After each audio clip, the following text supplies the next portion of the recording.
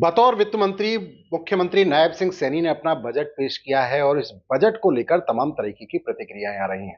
विपक्ष जहां इस पर निशाना साध रहा है, वहीं सत्ता पक्ष इसे बेहतरीन बजट बता रहा है। अब ये बजट सत्ता पक्ष की नजर से कैसा है, इस पर बात करने के लिए हमारे साथ पूर्व कैबिनेट मंत्री और बल्लभगढ़ के विधायक मूलचंद शर्मा जी मौजूद हैं। शर्मा जी, ये बजट किस तरह देखते हैं? मैं कहता हूं प्रदेश के मुख्यमंत्री आदरणीय नायब सैनी जी ने बतौर जो वित्त मंत्री जो पेश किया है, ये बजट किसान, मजदूर, व्यापारी, कर्मचारी इस सबके हित में है। आम व्यक्ति को लाभ मिलेगा, छोटे छोटे उद्योग को लाभ मिलेगा, कर्मचारी को लाभ मिलेगा। और मैं कहता हूं कि चाहे हेल्थ की बात है, शिक्षा की बात है, सबको लाभ मिल रहा है। और इससे बढ़िया बजट नहीं हो सकता जिसमें सबका ध्यान रखा है। और मैं तो मुख्यमंत्री का धन्यवाद करूंगा कि पूरे हरियाणा का सम्मान करा और पूरे फरीदाबाद का सम्मान करा और एफएमडीए में 600 करोड़ रुपए दिए, जिससे क्या है कि जो बस स्टैंड बनेगा, जो अपने सर्विस सर्विस जो बस सर्विस होगी, उसके लोकल बस स्टैंड बनाने का काम करा। तो और बस पीपी मोड़ पे बल्लभ बनेगा। और हम एक नया मुख्यमंत्री डिमांड रखी है कि 61, 62, 64, 65 से और 59 में जोड़ने का जो काम करेंगे 58 सेक्टर को, जो रेलवे के ट्रैक के साथ 5 किलोमीटर लंबी जो कॉलोनियां बसी है। कि जीआरपी की रिपोर्ट है, सप्ताह में 2 व्यक्ति अपनी जान गंवाते हैं। क्या उनके लिए, लोकल व्यक्ति के लिए, बड़ौदा एक्सप्रेस का आम व्यक्ति के लिए लाभ नहीं है? कि लोकल व्यक्ति के लिए आने का, जाने का और बसों को जो लाभ मिलेगा, लोकल फ्लाईओवर से काम मिलेगा। उसकी भी हमने मुख्यमंत्री डिमांड करी है कि मुख्यमंत्री इससे आने वाले समय में जेवर एयरपोर्ट भी है, जीट रोड भी है, बड़ौदा एक्सप्रेस भी है, कि लोगों का आवागमन का प्रेशर बढ़ेगा, लोगों को लाभ मिलेगा। कनेक्टिविटी एक बहुत महत्वपूर्ण मुद्दा और आपका भी जो इंटरेस्ट रहता है वो कनेक्टिविटी पे रहता है। बतौर कैबिनेट मंत्री आपने कनेक्टिविटी के लिए काफी प्रयास किए। इस बार के बजट में कौन सी बड़ी चीजें आप देख रहे हैं? जैसे हमने देखा गुड़गांव से फरीदाबाद को जोड़ने वाली मेट्रो की बात करें, या किसी और तरीके से फरीदाबाद को और आगे बढ़ाने के लिए जो काम हो रहे हैं उस पर क्या कहें?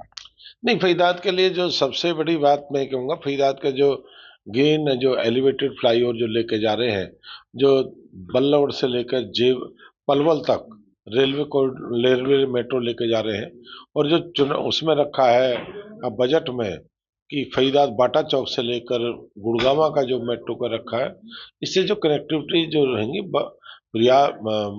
फरीदाबाद के लिए लाभ मिलेगा, औद्योगिक क्षेत्र को लाभ मिलेगा, एनसीआर में लाभ मिलेगा। और मैं कहता 2 फ्लाईओवर हमने रखे हैं जो जोड़ने का रेलवे कॉरिडोर, एक मुंजेसर का अंडरपास और एक फ्लाईओवर रखा सोनापुर का, जिससे दोनों शहरों को, सोना को भी और औद्योगिक क्षेत्र को भी, रेलवे कॉरिडोर का 2 फ्लाईओवर जिनका काम टेंडर लग चुका, काम चालू होने वाला है, इसका लाभ पूरे शहर को मिलेगा। कनेक्टिविटी रहेंगी, लोगों का आवागमन रहेगा, जाने का रहेगा, व्यापार होगा, कारोबार होगा, इसका लाभ मिलेगा।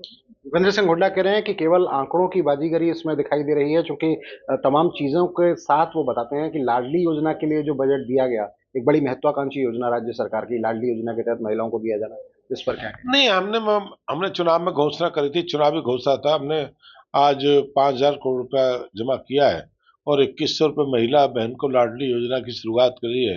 हमने बहनों को 1 लाख रुपया की भी घोषणा की है। 1 लाख रुपए छोटे डेयरी फार्म है वो खोले, जिससे लाभ मिलेगा, उसकी एक घोषणा है। छोटे छोटे उद्योगों को भी घोषणा की है, जिनके जो 5 लाख 6 लाख जिनके कर्ज माफी, उसमें भी हमने काम करने का काम किया है। हमने बहनों को सामूहिक जो व्यापार है उसके लिए क्लस्टर, उसमें भी काम किया। चौधरी भूपेंद्र हुड्डा क्या कहते क्या नहीं कहते, उन पर विपक्षी भूमिका भी बार बार विपक्ष छोड़ के चले जाते हैं, जो विपक्ष का दायित्व उससे पूरा करते नहीं। और सरकार का 10 सालों समय मिला था, वो अपना समय की बता, आज हमारी पूछ रहे हैं और हमने बताएंगे, लोग बता रहे हैं। और लोगों प्रमाण को, प्रति प्रमाण क्या होता है कि सरकार आपकी चल रही है, सरकार ने सब कुछ तो हुआ है। वो कहते हैं कि आंकड़ों की बाजीगरी है, केवल हुआ कुछ नहीं है।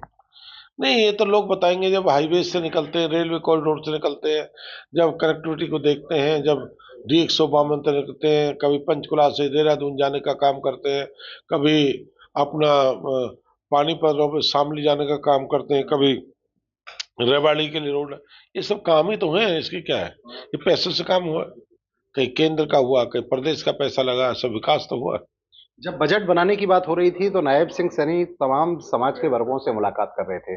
जो बातें निकल कर आई, कई जगह पर हमने देखा कि आप भी उनके साथ मौजूद थे। तो जो बातें निकल कर आई थी, जो लोगों ने सुझाव दिए थे, इस बजट में उन सुझावों को कितना ध्यान रखा गया है? नहीं, कई जो सरकार की जानकारी नहीं होती कई समय में कि आम व्यक्ति अपना सुझाव दे सकता है और सरकार से उसकी सरकार तक वो बात नहीं पहुंच पाती, सरकार तक वो बात रखते हैं, उसकी जानकारी मिलती है, उससे रखते हैं, इसका लाभ मिला।